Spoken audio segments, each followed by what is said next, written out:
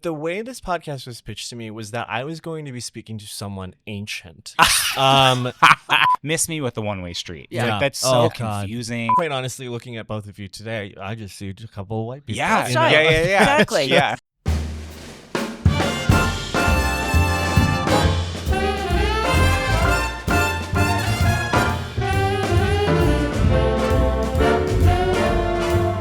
Phyllis. Yes. Joel Kim Booster is here today. Very nice to meet you, love. Hello, it's so nice to meet you too. So the idea of this podcast, as we've talked about, is to bring people to the table who you wouldn't meet in real life, but you actually have a mutual friend. So this is actually a guest that you could have met. In fact, I'm surprised that we haven't met before. I'm this. actually surprised we haven't met before either. I have to say, the way, and I think maybe it was the game of telephone from you to my publicist to me, but the way this podcast was pitched to me was that I was going to be speaking to someone ancient, who you appear, and I'm like, well, this is like a woman who's with it, and like cute. And we have that close mutual friend. I'm surprised we haven't met at a party. I'm surprised we haven't met at a party either already. So it's just so funny. I was like, this is not going to be what I thought it was. I thought I literally was expecting the woman from Titanic who throws the necklace into the sea.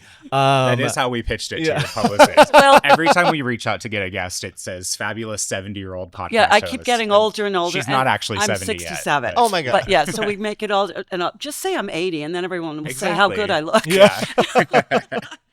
That's Do you so know? funny. Do you know Vince Rossi? Of course, yeah. There we go. Vince Yeah. was episode 1, so you're Amazing. You're our It's like- season finale. He was our season premiere. What a fun little bookend. Yeah, Yeah. Just he's 6 degrees of Patrick Rogers. Absolutely. Exactly. Yeah. Absolutely. That's how I met Patrick, through Vince. And when Vince was married, well, before he was married, then he got married to Ryan.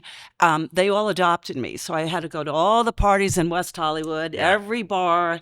I was the only 70-year-old lady when I was 50. Well, I know you're supposed to be asking me questions, but can I ask you a couple? Sure. A quick question is: You can ask as many as you want. Were you always a magnet for gay men? Yes. Even in your Yes. Okay. So this is not new by any No, means and for you. why is that, do you think? Why are some women magnets for gay men? Yeah. I think it's a kind of meeting in the middle a little bit. I think like I know a lot of my female friends just feel more comfortable around gay men than straight men socially, like in like depending on the activity. That's actually a really good point. And there's like less, and it's less loaded because there's no tension, Right. you know? And so I think that's part of it. And then gay men seek out women, especially younger gay men. I know like this was especially true for me in high school, is that women were my saviors, Right. you know, Yeah. like they were the only people who wanted to be friends with me. They protected me, and like, you know, we shared a lot of similar interests and stuff like that. And so I think it is like, it's a mutual sort of a mutual, I think that's a really good relationship. explanation. I already told the story, but I met Vince and Ryan probably a year after I lost my dad, and I just couldn't get out of the funk. And when I met them and their 55 closest male gay friends, they all adopted me, and I adopted them, and they really got me out of my funk. Yeah. And I feel very safe with all of them. Well, and you know, so I throw a party I'm still very close with my best friend from high school, my like OG like savior in high school. And whenever she comes to LA, I now throw a party called the One Girl Party, because it's my belief that every gay man has at least one, and most have many more, but at least one like ride or die female friend. Yeah. And so the party is I invite all of my gay friends to bring with them their ride or die, like one girl. That is so Oh, fun. that's And it is fun. the most fun party, because it's like you're seeing your friends through a lens of like someone who's known them since they were 16, Yeah. oftentimes since before they were out. And suddenly you're getting like a whole different perspective on them as a person. And then you're introducing all these people. Like the quintessential moment for me of this party was the last one we did. These two girls who met at the party, they connected, they talked for a lot. And one of them was leaving while I was talking to the other one. And she just comes up and says goodbye. And then she sort of takes the other one's hands and goes, "I hope everything goes okay with your hormones." and then just leaves. And I was like, this is exactly what I wanted to create with this party. Yeah, that's very relatable. I love that. So where are you from? You said she was your friend from high school. Yeah, so I grew up in a little town called Plainfield, Illinois, which is technically a southwest suburb of Chicago, but it is about as far southwest as you can go and still be technically a suburb of Chicago. I love Chicago. Yeah. I do too. It's one of my favorite cities. 3 months out of the year, it's the most beautiful city in America. Right. Yeah. And 3 months out of the year. Yes, I agree with you. I agree with you. So can I ask when you came out to your family? So I came out at school when I was 16 to my friends. Okay. And then sort of famously, when I was entering my senior year, my mom read my journal. And, and that was how they found out officially that I was gay. You know, I will say I think there were definitely moments throughout my childhood. I mean, my dad had found gay porn on the computer before, and I sort of wiggled my way out of that one. And there were definitely like situations where I think they knew but didn't want to accept it until it was like really genuinely staring them in the face in my journal. That's why she looked in the journal. Oh, absolutely. Yeah, she knew, but she needed to see. Yeah. Were you upset with her? I had a full. It was because for me, my parents are very religious. They're very conservative people. Catholic? No, Southern Baptist. Okay. And evangelicals. And for me, I had this whole conception about my life prior to them reading my journal, which is I was going to be gay in my life, but never tell them. Just like never address it with them, never tell them, be closeted to my immediate family for as long as I could. And there is definitely a version of my life where that would have been quite easy to do. And then when she read my journal, it was this huge paradigm shift in my mind about what my reality was going to look like now. And I, at 16, like I just couldn't really process that. And it was a pretty big blow up.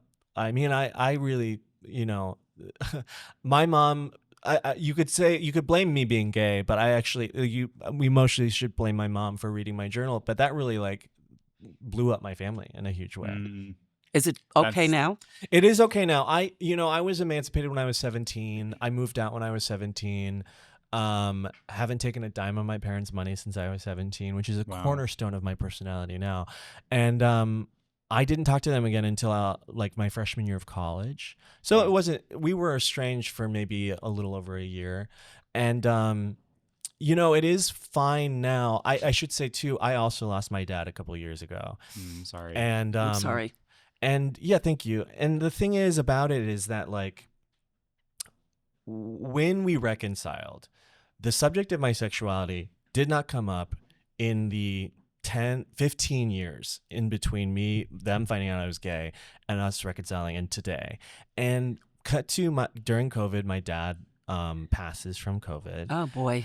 And sorry. I'm very grateful though, because in the like maybe 2 years leading up to that, we were in the best place that we'd ever been in as father and son. Like truly, even probably closer than we were when I was like a young kid. And so I'm really grateful that I had that time with my dad before he passed. But you know, it did dawn on me after he passed that like, oh, I never revisited this issue because I never had a boyfriend. I never had a serious relationship. I never even thought about bringing someone home. And it's not like I was going to call them and tell them about all the guys I'm hooking up with, you know, like it just like, so it just never came up again. And I really regretted that with my dad because I would have loved to kind of, you know, revisit that and see where we're at. And so I talked to my mom after he died and I said, hey, like, what would you do if I brought a guy home?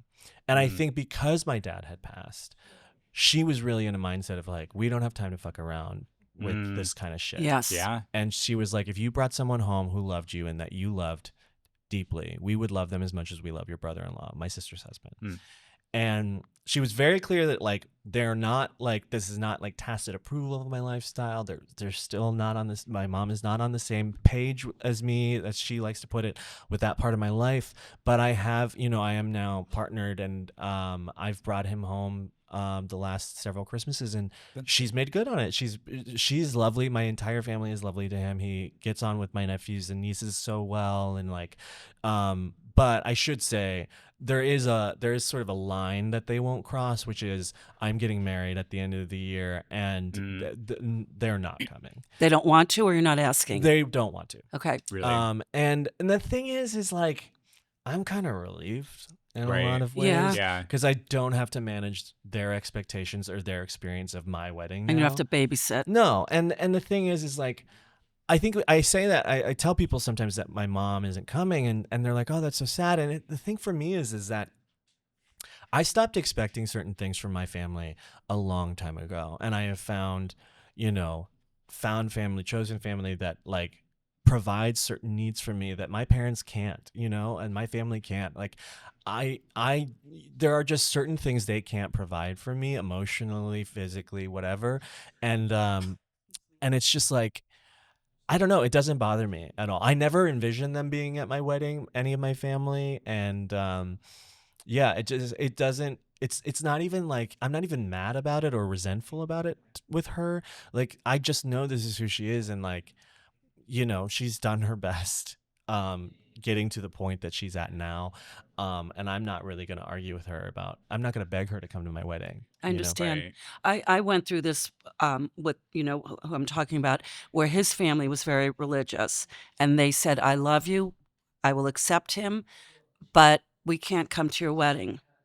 And I said to him, you know what? You got to give your parents a little bit more understanding, because they don't understand. And God is first. Yeah. And everybody else is second. Yeah.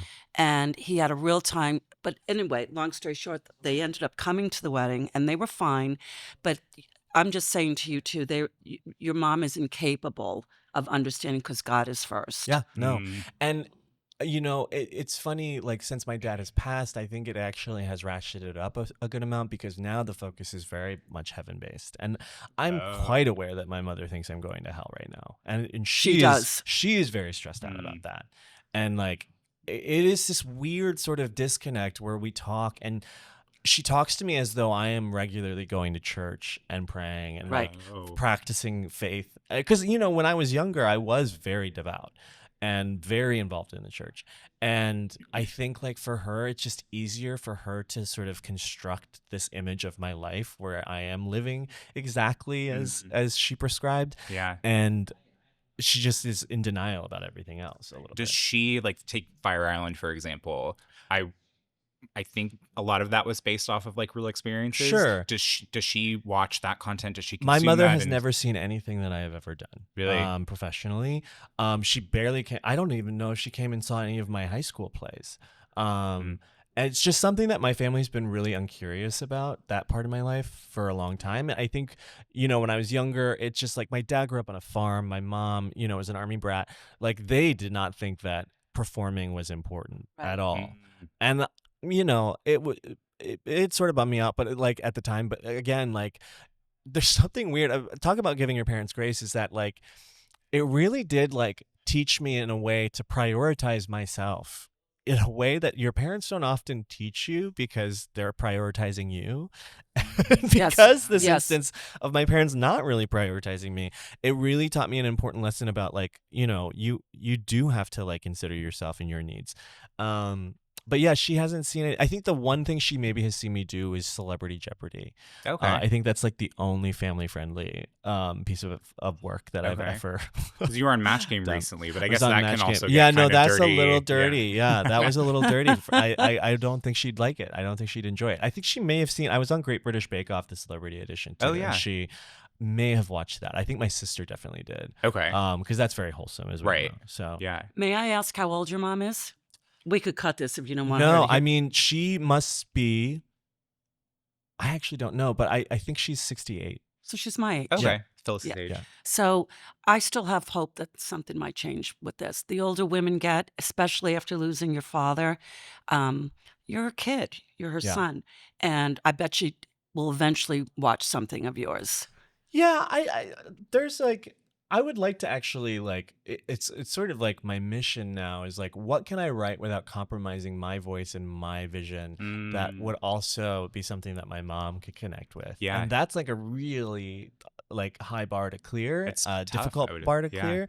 And so, but it's like, I love a challenge. So, There you go. it's fun to think about. How does your sister handle all of this? My sister's 8 years older than me. And so she had a very, we had a very like maternal almost relationship growing up, because she was watching me a lot, and like she was very protective of me and very much like my advocate to my parents a lot of the time too. And she's very religious and very devout as well, but I think is a little bit more progressive in this area than my mom is. I don't actually know, because again, it's just this thing that goes untalked about in my family, and no one is willing to be upfront about how they're actually feeling. But she lets her kids play with my partner and me, and so it's not like it's a start. It's a start. And she definitely has commented and appreciates how much time John Michael spends with my nieces and nephews. That's sweet. When we're home for Christmas. And like, I mean, he's connected with my brother-in-law more than I have in the like 10 years that they've been married, in just the couple years that he's been coming home. Wow. So he's a much more like take him anywhere. Like he could connect with a rock if he needed to, my kind of guy. And so that's been very helpful in this sort of transition into them like being in on this part of my life. That is tough though, because I'm I guess we could say pre-engaged for picking out rings and all of that. And my family, like my mom will be there. I want my mom to have like a train. Like I want because we won't have a wedding dress. So like I still want the drama That's of like, so smart. She's so into it too. My future mother-in-law is like, I could do without. But my mom is like, she's going to get hair extensions and she's super excited. But what about your stepdad? Well, we'll put him in a dress too. Okay. I don't think he'll like that. But so she's super excited. But I do have an aunt and uncle that I've been told will probably not go. And oh God, I haven't even thought about my extended family. I have not spoken to anyone in my extended family in so many years. Like truly, probably since I was in high school. Oh wow. Yeah. I was never. It's so strange. My family really was this unit on an island. Like I was not close really to. There were some cousins on my dad's side that we were close to when we'd go and visit my grandparents, but I was never a grandparent kid. I was never like obsessed with my grandparents in the way that some people are. And didn't have a lot of cousins my age. So I just like my family we were the only ones in Chicago. Like the rest of my mom's side of the family is all in the South. My dad's side of the family is all in Southern Indiana. It's like, and we were just, again, like sort of off on our own in Illinois. And I don't know, we just no one came to visit us. We really didn't go out to visit them very much. And so, the extended family and how they feel is really none of my concern. Right. That's the point that I've had to get to is like, it's not my business. Yeah. Like, right. There's a great term. I'm not taking that on. What someone thinks of you is none of your business. Yeah. I love that. Yeah. And it's true. Yeah. You just need to be happy. Yeah. And deep down, your mother wants you to be happy. No, and I think that's why she's even gotten as far as she has with John Michael, my partner. I love the name. It's interesting. It's still uncomfortable though to talk to her about certain things. Like, I think she really frames it in her head that he's like my roommate friend. And like when I talk about certain things, like I have a really bad habit at home that drives him nuts, which is when I'm cooking or anything in the kitchen this extends to the bathroom and the bedroom as well. I leave every drawer and every cabinet open. Literally.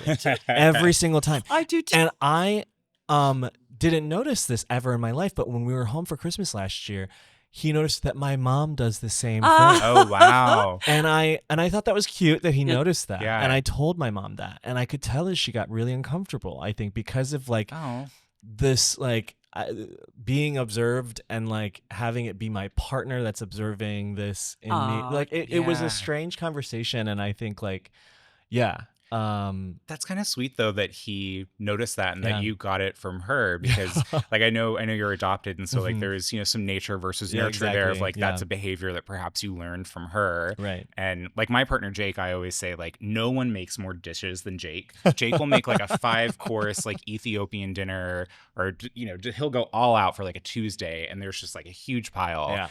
His mom does not do that. She's the complete opposite. But like, you pick up these like little endearing things about your partner, and I remember when you had me over for dinner and Jake was cooking. Yes. You invited me over at 5. We didn't sit down to eat till 9 o'clock. Yeah. I was like ready to eat my arm. We had my That's mom was so in town. European. I know, right? Yeah. Yeah, we eat like Europeans. Yeah. My mom was in town, and she's very close with her priest. So I Oh, also he had was like cool. a fairly Wow. conservative, traditional Yeah. upbringing, but Catholic. So Yeah. very like Irish Catholic, and so my mom is super close with her priest, and he was there, and you guys really hit it off. Oh, he was I mean, lovely. he's cool. He's Well, like, and the in thing his is 40s. about and Catholics, it is strange because evangelicals, you pretty much across the board know what you're getting with in terms of like if you were an evangelical Christian, you are in it deep. Right. Yes. You were. It's like your life. It Yeah. was like you said, number one. Right.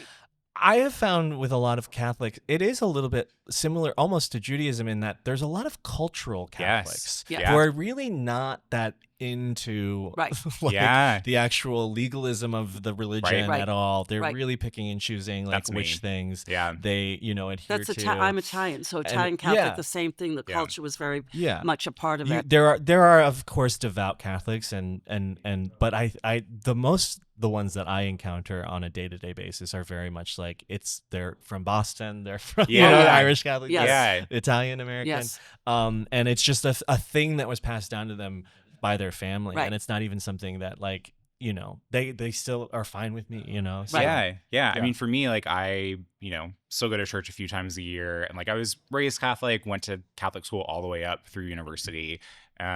But there's obviously like things that I, disregard. Well- but a lot of it's the culture. Like I love like the drama of a Uh-huh. Catholic mass. It's Well, just like it's that's the crazy thing to me Yeah. is that like growing up evangelical, like we did not even consider Catholics Christian. Right. really Like, yeah, no. And because there was but like the more I have learned about Catholicism as an adult, like it is just straight up Harry Potter. Like it's like Yeah. so mystical, like and Yeah. like so many rituals and like the Yes. saints being in charge of different things. Yeah. And like it's just such a different beast than Yeah. evangelical Christianity Yeah. is that Yeah. I find I really do find fascinating. Yeah. Now I don't know if I could sit through another Catholic mass Right. in my lifetime. I've been to a couple Catholic weddings and I Yeah. think I get the gist. They're but wrong. Yeah. but I find a lot of the accoutrement like very Yeah. beautiful. Yeah. No, it's fine. Like I should go more, but whatever. I'll go like on Easter with my partner Yeah. Jake, and he wasn't raised Catholic, but he goes with me, and I'm always like nudging him, like, all right, like this is the part where he flicks water in your face, or like this is the part where like he shakes the incense. Like it's just kind of, I don't know. There's something Yeah. like very old world and dramatic about it, and I talk with my therapist about this a lot, like. In planning our wedding, and we're not engaged yet, but in planning the wedding, like I want to sort of bring in elements of that. Mhm. Because I think like a lot of queer people, especially now with like what's going on with like the Kim Davis of it all, Mhm. and is marriage equality gonna stick around? What's that gonna turn out like? It is. Well, we'll talk about that. Okay. Because people also said Trump wouldn't get elected, and he did. Yeah. Right. Right. I mean, So- quite frankly, we're getting married on New Year's, but we might go to the courthouse like in the next couple of months and just Yeah. get it done. Yeah. and see like Because- logically that makes sense, right? Like Yeah. I'm like I hear that and I'm like, yes, that makes total sense, but like I don't think it's fair that so many queer people have been forced to like plan their meetings in like the middle of the night and like let me rush to the courthouse to do it, because like I think I told you this recently, like if queer people, and I hope this is where we're going, are able to like plan their weddings. Like, have you seen the parties we throw? Oh, like, I look, mean, think about the weddings. Like, that's the other reason I'm so glad my family's not coming to the wedding. Only his mom, dad, sister, and 2 cousins are coming, and that's the only family represented at our wedding. And I keep saying it's all kids, no adults, and it's just gonna be like the best. yeah, We got our favorite DJ, like no cha-cha slide bullshit. no, Right. oh my Right. god, It's just gonna be like good, Yeah. like disco house. Like it's gonna be a really fun Yeah. party, and I'm really Yeah. excited about it because that is Yeah. one of our favorite things to do. Is Yeah. like throw a party. to throw a So, party. Yeah, and you can like put your like entire creative Yeah. force into it, and yeah, like the crew here, they don't know this, but in the Google Drive that we have for the Philly and Phyllis podcast, there's also like a random wedding idea, because yeah, I just like I want to make it a thing. Every other thing that I do in my life is a production, Yeah. and I want that to be the case for my wedding. Well, and it's also this thing of like, the ceremony part. Like I've always thought that I would, like once I met my partner, I never thought I was a gay marriage guy. I really didn't. I just never thought it was going to happen for me. But again, I wasn't in a relationship until I was 33. So like for me, I was like, well, the ceremony's whatever, but then, I really care about the reception.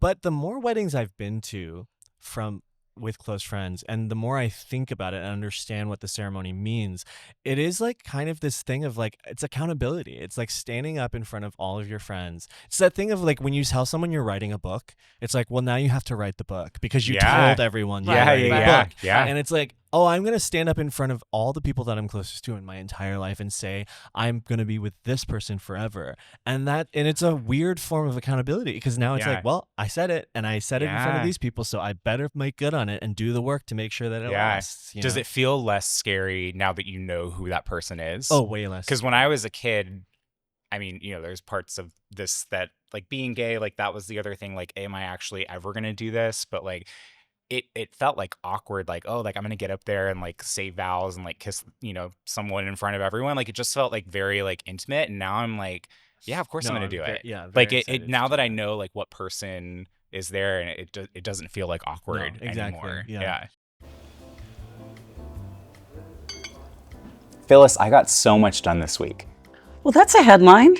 It can be so hard to concentrate when I'm working from home, but I just joined Soho Works in West Hollywood and I've never been more productive. Well, tell me more. Soho Works is this incredible co-working space designed with creative people in mind, right on Sunset Boulevard. There's meeting rooms, private desks, free coffee, free food. I love to eat. I've heard of this. It's what you 20-something-year-olds call a third space. Exactly. Honestly, you would love it. I've earned my retirement. Work is for the young. There's free happy hour every Thursday. Sign me up. Soho Works, when your home office just isn't cutting it. Learn more at sohohouse.com. I'm a corn-fed Midwestern boy. You are. I mean, I could tell just by... Yeah. You are. It's just like, it's just a part of my DNA. I am so Midwestern to my core to this day. And and it's so funny because, it used to be that on dating apps, they'd come out and say like, no Asians, no black guys, no like white only, something like that. And that's become pretty socially unacceptable at this point, thank God. But what has happened is it's all moved a little bit behind the curtain. Just because they're not saying it doesn't mean they don't still think it or believe it. 100%. But what I've seen the dog whistle now a couple times for me is when I see looking for an all-American guy, and I just know instinctually that I am not included in that. You should be. So the language has changed. Yeah, a little bit. Language. I think it's like, because I think I think in talking to some people, most people's conception of all American is kind of similar to what you look like, but straight. You all American. But straight, yeah. And that's the important, When I was younger, my father in Cleveland, we're Italian, wanted to join this country club because he loves to golf. And they only would allow 10% Italians to join this country club. So really? Yes. And I asked my father, first of all, his name was Bruno. That's what we're honoring. And I said, then why do you want to join? You always told us to be proud of ourselves. And he said, it will change. And it did. And they were very, am I allowed to say waspy? Yeah. You can say waspy. Yeah. I mean, I'm okay with it. I don't think we've turned the corner on waspy yet. Okay, good. So they were very, very waspy, and they didn't want any Italians in because they assumed he would be tied to the mob. That's so crazy. And so there was a wedding there, and my mom said, what are you wearing? I said, I'm not sure. She goes, well, they'll all be in cream and white because they're kind of boring. Oh. And so I wore a dress that color. Oh. And it had black in it too. And my mom's like, you're going to wear that? I'm like, yep, I'm going to wear it. It's very elegant. Yeah. It's not trashy. And we need to bring color into these people's lives. So I did. But yeah, they only allow 10% Italians. That is so funny. And I'm constantly saying, you Italians, you were basically non-white 20 years ago. Absolutely. Yeah. Absolutely. You've only just joined the white club. Absolutely. For a lot of people. You're Which is so weird to think about. Do you know why there are a lot of the Italian festivals all over the country? Oh, yeah. Because the Irish Here we go. wouldn't let us in church. So Really? all the Italians would go outside and have the lasagna and the meat bills and the Oh, man. That's aioli, so weird. and they Getting would do so outside hungry. of the church, but they weren't allowed inside. Can you imagine me, like, white Irish, telling you, Phyllis, like, you're not, like, what authority, you know? Like, Right. what, it's just, that's Yeah. so silly. And Yeah. and quite honestly, looking at both of you today, I just see a couple of white people. Yeah. That's you know? right. Yeah. Exactly. Yeah. It's very, very true. But yeah, it's interesting. So things do progress. Right. It may sometimes take longer than it should. Well, it's really interesting because I'm torn on your dad's stance on this because, people have criticized my affection for Fire Island and my movie about it in some ways because the movie is about that, of like entering a space that maybe certain people in that space do not want you there. Right. Yeah. But saying like this is going to change, and also why would I want to deprive myself of everything this place is offering them when Right. I could have it too, and I'm not going to let them ruin that experience for me. Right. But a lot of people, and I understand this viewpoint too, are saying said basically the same thing you told your dad, which is why would you want to force your way into a space where you are not welcome, Right. that was not created for you in mind. And I get that, I think like I don't think that we should be begging on our hands and knees to Absolutely. be allowed into these white spaces Right. or whatever, whatever it might be. But at the same time, again, I say like, unless you're going to create a new Fire Island from the ground up that is like not steeped in white supremacy, like unfortunately, like there is no other place like it. And I'm not going to, if we cede that place to those people, then we've lost something really important. Absolutely. Yeah. And it's like, I'm not going to let them win. Yeah. I'm going to show up and I'm going to be me and I'm going to be loud and I'm going to be, as you should. vocal about, when I see bullshit and call it out. Yeah. That. You know- Sorry, Phyllis, that goes back to like what I was saying about like the wedding. Like for me, I want to take up space, and like Fire Island, like that is your space, right? Like why shouldn't you take up as much of it as you want to and change it? And I'll say quite frankly, now these days, obviously my movie was rooted in a lot of real experiences that I've had. Like certain scenes are pretty much like exactly like the like who do you know here scenes and stuff like that. It was like very common that thing that happened to me. But like I think what was I even saying before that? Experiences that you pulled from real life, and it must have been a lie because I can't remember. I can't remember. It'll come to you. Yeah, it'll come back to me. It'll come back to me. But yeah, it's just I think this is what I was gonna say is that there is obviously racism that exists on that island in the way that racism exists everywhere in this country. Sure. Fire Island, you mean in Long Island? In Long Island, Okay. yes. I want- And specifically the Pines, because if you're from New York, you know that Fire Island is quite large, not Right. all gay. Right. Right. In fact, only those two little neighborhoods Right. Just those two are gay. Right. Yeah. But people people don't know that. But I will say, I think one of the bigger issues and the reason it is so white, and not as diverse as it could be, is economic impenetrability, because it has gotten so expensive to go out there. Yeah. And if you are not a finance guy or in tech or a consultant for Deloitte, Yeah. or have one of those high-paying jobs, or do what I do and have the privilege of going out there now, like it's really hard. Like when I was poor in New York, we fit 16 people in a 4-bedroom house. Wow, in yeah. order to afford to go to that Yeah. place. And the fact Wow. is that these high earners, like there are systematic and like historic reasons why certain people who have looked a certain way have been boxed out of high paying careers, and they're Sure, paid less and they're not given the same opportunities. So of course that's going to trickle down and like become a thing where it's like not overt. Like I don't think a lot of the people on Fire Island would like turn up their noses at a person of color or whatever. Sure. Yeah. It's just the reason there's so many white people there is because those are the rich people and those are the people that are able to go. Right. Yeah.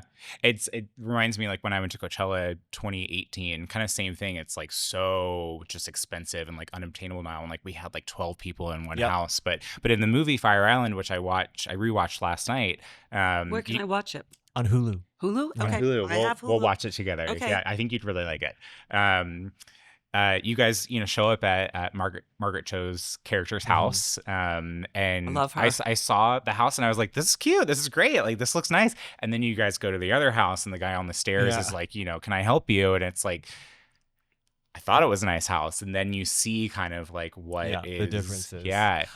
Yeah. I mean, it is a nice house. I would stay there. Yeah. There's really not a ton of bad houses. Sure. Yeah. I'm not in that. But that was the implication, right? That you were going for is like, you're kind of like that group is looked down on because, right. At least in part, like, their house isn't this absolutely. Palace. Yeah. Can you tell me a little bit about the movie? Yeah. So the movie it's a loose adaptation of Pride and Prejudice with an all gay cast and Margaret Cho, who is gay as well. Right. So I love all her. gay cast. Yeah, and it's very also loosely based on my friendship with Bowen Yang and the experiences. Like we both, our first summer on Fire Island, we spent together in the same house, and would and pretty much up until I moved to LA would go and stay in the same house out there. And we have a lot of shared experiences in the gay community as Asian men. And specifically it's such a powder keg. It's such a this very highly stressful, intense place to go. So all the problems that you are facing in the gay community in the outside world are just sort of magnified in a way. In this place. Yeah. I've never been, so I was enlightened watching. Yeah, I mean, it is is one of my favorite places in the world because the other thing, and the reason I do think it is quite important still is that, the first time I went, I stepped off that boat, the ferry, and after like a couple hours there, realizing that there are no straight people around. And you do not realize, I think, as a marginalized person, how much weight you carry around with you navigating whether it be whiteness or whether it be, heterosexuality, whether it be like heteronormativity, whatever. Like you realize you are constantly carrying this weight of like, oh God, am I representing this entire community to these people that don't know me? Like if I jaywalk right now, I feel this as an Asian person too, but it's like sometimes I'll like jaywalk and I'll make eye contact with the driver and I'll be like, well, great, now he thinks all Asian people jaywalk, I've confirmed a stereotype about Asians that he might already have. And like that's constantly going in my mind about being gay as well. Wow. Because I am very I was never able to hide it. I think I read as very gay to most people. And so I am very aware of like when I'm code switching and when I'm like, trying to like suppress that part of myself to be safe or be comfortable. Yeah. And there's just, that does not exist on that island in that way. It must be so liberating. It is. It's like you can go and you're finally unshackled from like the expectations of like heteronormativity. And it's a really powerful experience. Like it is almost as powerful as when I went to Asia for the first time and experienced what it was like to be white. Yeah. Wow. I get it. Do you think, because I haven't been to Fire Island, but is it similar like when you go to like a gay neighborhood or a queer neighborhood like West Hollywood, or is it like do you think there's a taste of that's gotten in those spaces, or is it no? I think that totally different. It is a singular kind of place and experience. Even like I think I love P-Town too, I do, but I think to compare them is really silly because they are so massively different from one another. Right. The only thing that really connects them is they both have tea and they both are predominantly gay vacation destinations. But beyond that, I don't find there to be that many similarities culturally or what have you. But so I think that Fire Island is very singular, and I would never compare it to West Hollywood. Yeah. Sure. Yeah. I love it. But Phyllis is not a fan. No, I mean, she is. I am a fan. She just doesn't like when we drag her there. Well, it's very but the thing is, what time are we going? 10. I'm in bed at 10. Yeah. That's the main thing for me. I actually loved going to all those places. We had a good time. What was the cowboy place? Flaming Saddles. Yeah, it's gone now. Yes. Yeah. Are you mostly LA based?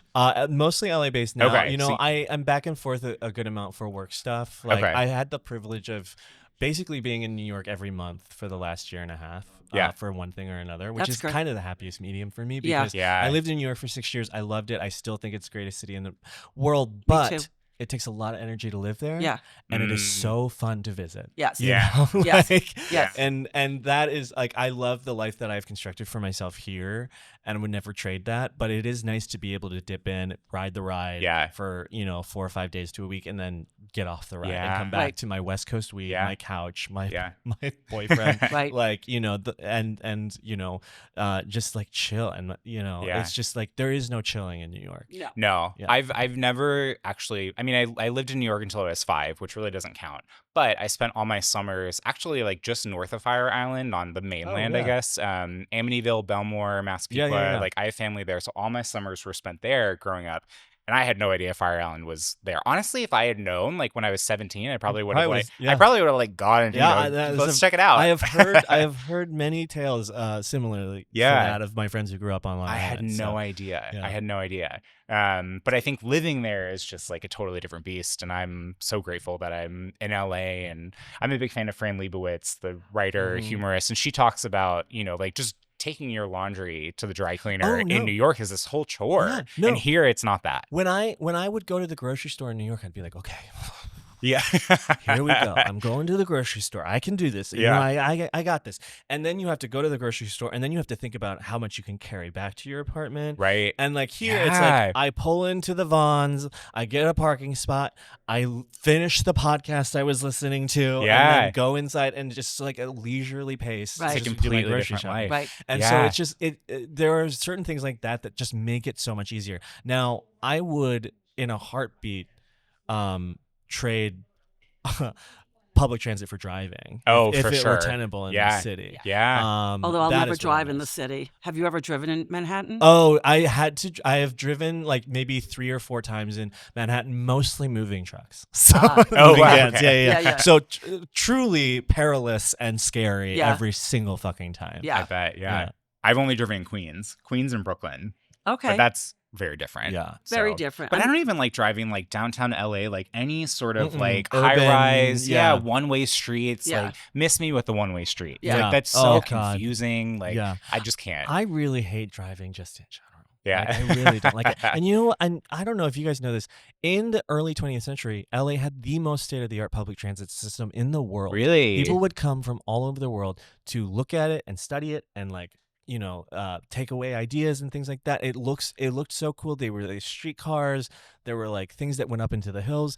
And then, after World War II, and the rise of cars, like people stopped using it as much. And then they sold it to a conglomerate that owned GM, tires, and oil. There it is. And they said, we'll keep it open. We'll improve it. But of course, they shut it all down because they wanted to make LA the first car-driven urban city in America, and it worked, but boy does it fucking suck. It does no kidding. Because imagine if that public transit system was able to evolve to today, we would be sitting here saying New York who? Honestly. Like if LA had a robust public transit system that was usable, that could get you from Santa Monica to Silver Lake in however long, oh my God, amazing. It would be such a game changer. And not just one stop. Like right now they're like, we're extending it. It's going to be, Wilshire to, I don't know, Beverly Hills or whatever. Those are pretty close. But like, I think we need to have what New York has, like every couple blocks, let's have a stop. Like, I don't want to just like, go to West Hollywood and like then have to walk, backtrack another mile or something. Like that's... No, it does feel the most insane thing you can do in LA is walk anywhere. It feels I love to walk. I know, I miss it a lot. Yeah. And my ass was bigger when in New York because I was walking and going up steps a lot more. That's right. Yeah. I want to know how you got into the business. Okay. Like like in high school. So I have always loved attention, obviously, and I don't think obviously you don't. In very specific context, and actually probably quite a bit more when I was younger. But I saw my sister in her 8th grade play, and I said that's what I want to do. Wow. And I think growing up in the suburbs and in the Midwest specifically, there aren't a lot of like models that in real life of who've done that sort of work. And so high school theater was really like my only frame of reference. And so I was like, okay, I guess I'll go to theater school and be on Broadway and like study musical theater and like do that because that's the only, like I had cast recordings of Broadway musicals and, and this was like sort of pre-YouTube, pre like the internet being what it is now. And so like I just didn't know what else any other way in but theater.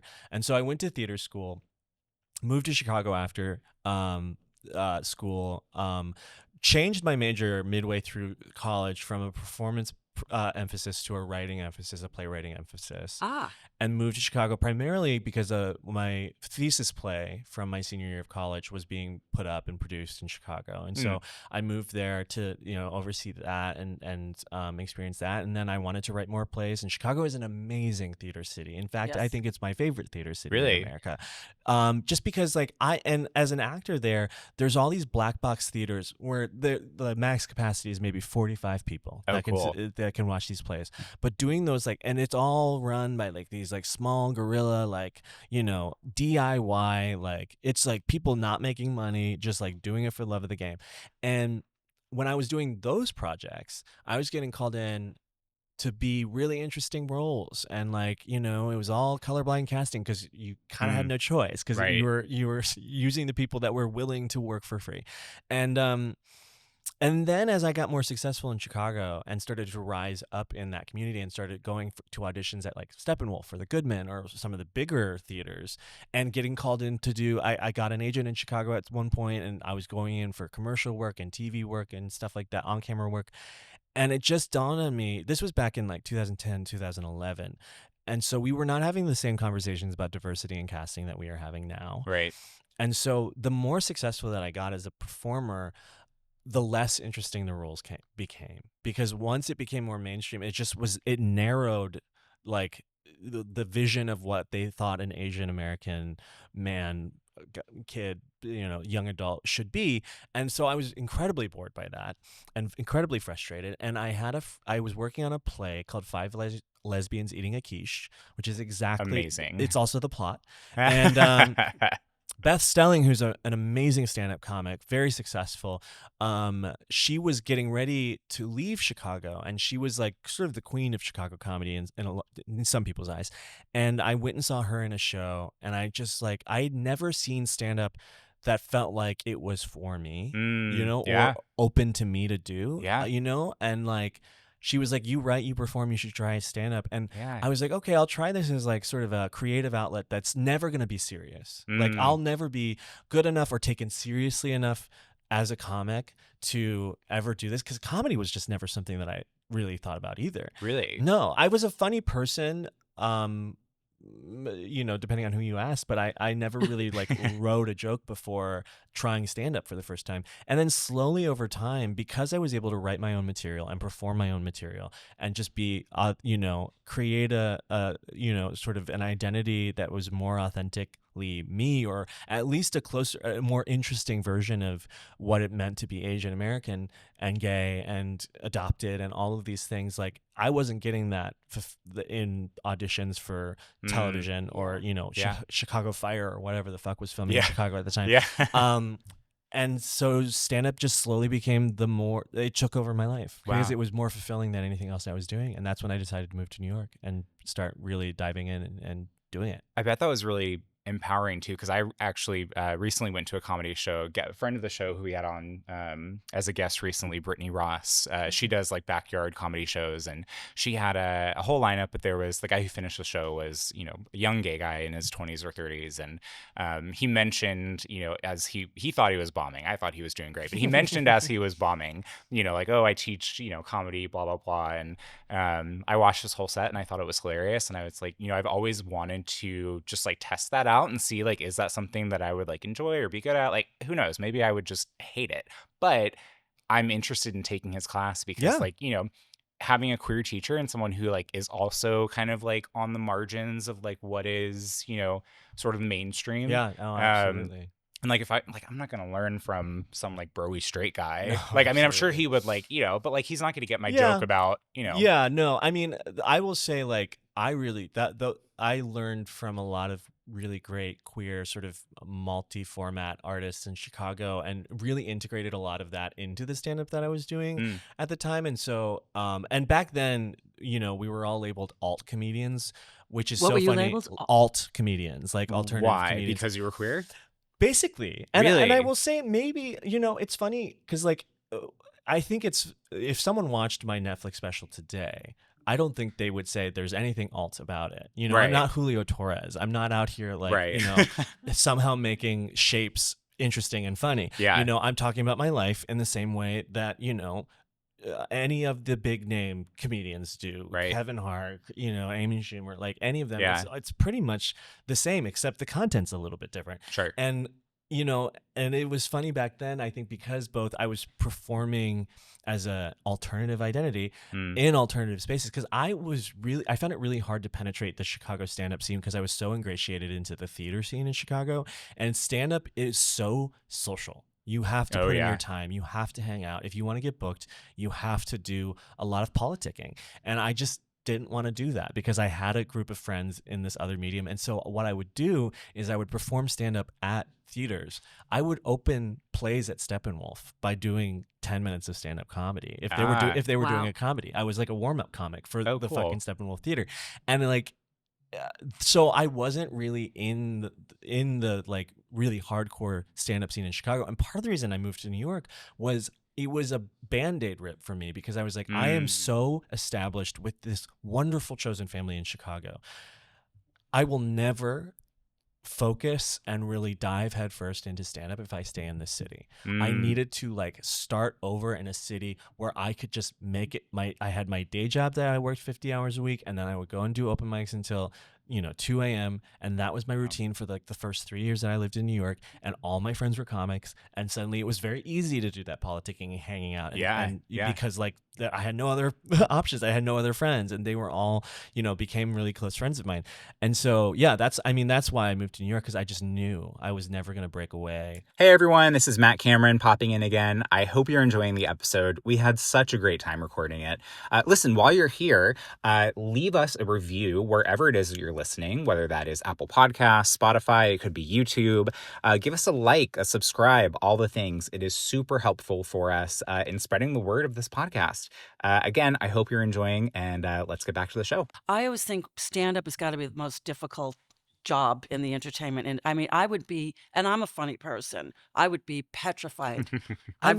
The number of gay guys that will tell me like, oh, I'm really funny, I bet I could do that, is interesting, because yes, I think a lot of gay men, in fact, like our friend Patrick that we have in common, I think is probably much funnier than I am in a lot of ways. He's brilliant. And a lot of gay guys who are not in stand-ups or in the industry at all, I find to be hilarious. My partner's a really good example of this too. Makes me laugh like nobody else. But it is a much different thing to be like socially off the cuff funny versus writing material, and then also being able to be the sole focus of the room and hold that center with stage presence and charisma. And it's funny, most comics who start out are good at one of those two things. And then through the process of doing stand-up at open mics or what have you, they get slowly better at the other thing. Or they don't and they quit. Right. Or they don't and they're so good at the one thing that it sort of pushes them through. Because like there are just so many comics that I know who I'm like, oh my God, you are such an amazing joke writer. You have no stage presence. And this is especially prevalent in LA, I'll see someone who I'm like, oh, wow, this person is so charismatic. There is not a joke to be found in this set. Right, they are telling a story Where with are the funny jokes? voices. Yep. There is not a punchline to be found. Right. Yeah. And so that is a very LA thing. Yeah, and it is like you sort of have to learn eventually the other skill that because I was definitely stage presence and like I could write a good joke, but like it was very personality forward, especially at the beginning of my career. I think my sets are much more joke dense now, especially living in New York. Those open mics in New York, I don't know how they are today, but I would wait 2 to 3 hours to do 90 seconds of material. Oh wow. And when that is your life, and I would do like multiple of these like 2-minute 90-second mics a night, and like you really learn fast that you cannot dawdle, you cannot like sort of hem and haw around the punchline. You got to get to it fast. And so like I think New York comics just have a more joke dense set than a lot of like LA comics and other places where the open mics here are like 5 minutes long. So you have so much time to sort of play and like experiment, which is great. But then also it results in a lot of people who sort of meander around a story and don't tell a joke. It's probably really good training for you. With like, kind of honing your craft. And I also blame TikTok too for some of this. Yeah. I think that the TikTok style of comedy it's so interesting. I was at a show recently with someone who I'm not on TikTok. I'm too fucking old. Me too. Same Again, here. like whatever's going on there, none of my business. Right. You know, Yeah. And you don't let, care. let them have fun. Yeah. But I was at a show, and on the show, the host, the person they chose to host was a huge TikTok star, apparently, like millions and millions of followers. I'd never heard of him. He'd never heard of me. You know, like, Okay. and so like it was whatever. And he told me backstage it was his first time performing in front of a live audience.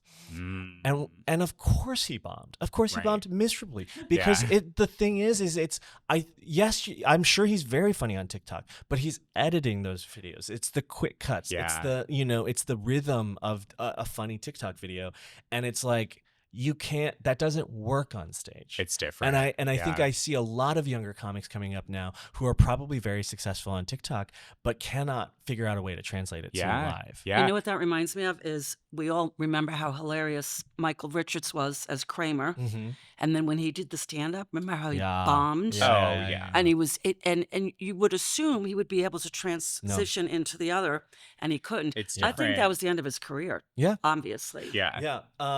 Yeah, it is this thing, I think, because the barrier to entry for stand-up is so low. Right. You really don't it's not like improv or sketch where you have to like go and take 5 classes at UCB in order to be considered for a house team or whatever. It is just show up and sign up, you know, Yeah. and then like that's how you start. And I think like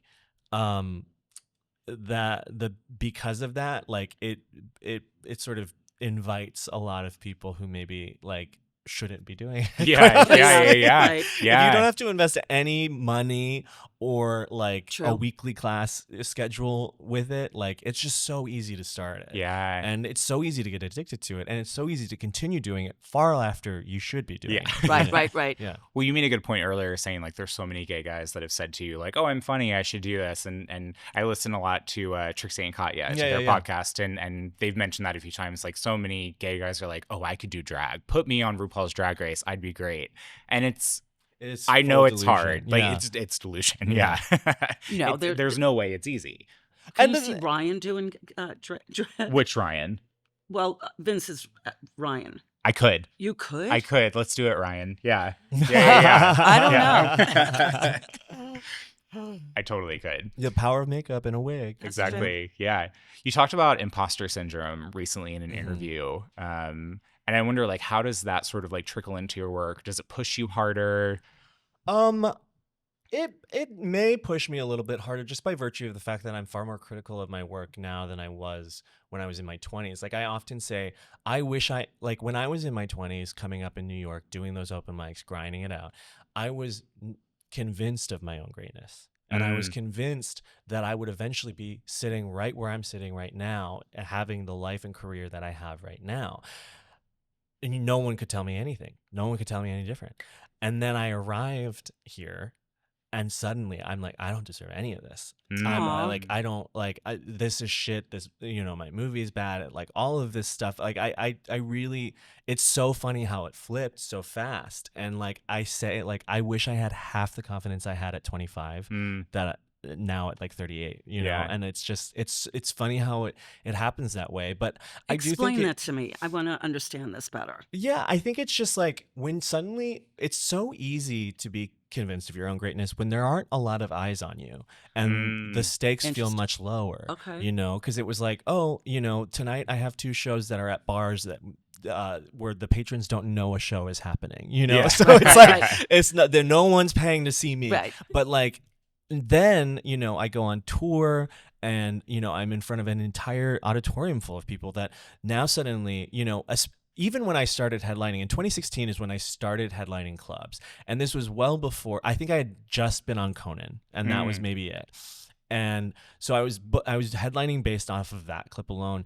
And like it's so interesting because like back then, people didn't know who the fuck I was. Right. Didn't care if I lived or died. I had to come out on stage, perform mostly to straight audiences, and really get them on my side and work for the laughs in a way that I do not have to do anymore. Because now my shows are populated mostly like 80% of people who like me and are rooting for me and are coming there very open to laughing at whatever the fuck I say. Right. And I have moments now where I'm like, I don't trust you.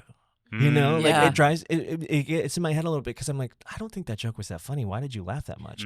And it's like, are you just like grading on the curve of now of like you really liked Fire Island, so you're just gonna laugh at whatever I say on stage? I don't Right. think that's I don't think that actually is true at the end of the day, because if you think about it, even if you love the person you're watching, no one is forcing themselves to laugh for a full hour True. of stand-up Yeah. comedy. Like Yeah. maybe one or two jokes here or there, they'll like, play it up, but like no one's sitting through in a full hour of a show and laughing that much and faking it. Yeah. It's just like it's too hard. But it does like make me think a lot about the material that I'm doing now, and I do think I was a better comic in 2016 than I am now, quite honestly. Yeah. Because I was working a lot harder, I think, and also, not for nothing, I think it's easier to write comedy in the way that I write comedy when you're struggling.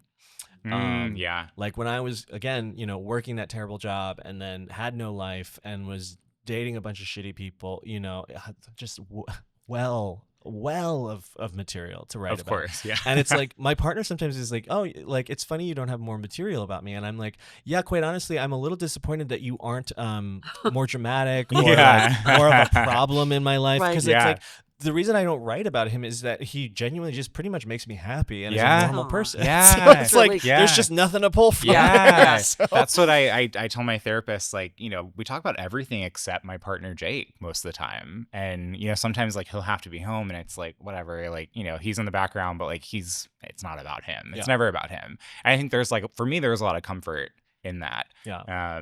But I can also see like, because I'm also a writer and I have more to pull from when I was in my 20s and the things that you were kind of witness to when I Right. was a little bit Right. crazier Right. than I do now.